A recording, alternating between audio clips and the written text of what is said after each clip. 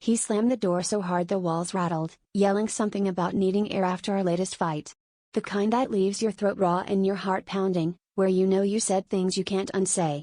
I watched him stalk down the street, hands jammed in his pockets, shoulders hunched against the world. My head was spinning, adrenaline burning through me, but I needed answers, closure, something, anything to stop this endless spiral. So I grabbed my coat and followed him, half hoping he'd just be sitting on a park bench, sulking. Instead, I found him outside a dive bar, but he wasn't alone.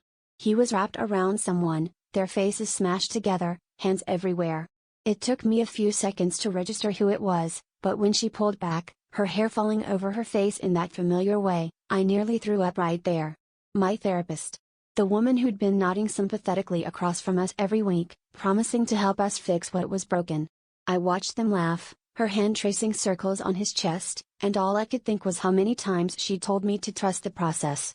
I wanted to scream, to rip them apart, but my legs wouldn't move. The next week, I sat in her office like nothing happened, because I needed to see if she'd lie to my face. She did. She asked about our fight, her eyes wide with concern, scribbling notes while I stared at her fingers, those same hands that had been tangled in his hair. She told me to be patient, that healing takes time, that setbacks are normal. I wanted to ask if making out with your client's husband counted as a setback, but I just smiled and told her I'd try harder. I left her office shaking, feeling like I was the only one not in on the joke. That night, I looked at myself in the mirror and realized I wasn't shocked, not really. I'd seen the way he looked at her, the private jokes, the way she always took his side in arguments. Maybe I'd even hoped for it, subconsciously, as an excuse to finally let go.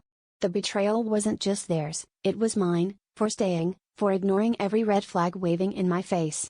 I packed my bags before he got home, and as I walked out, I felt lighter than I had in years, like I'd finally stormed out, too.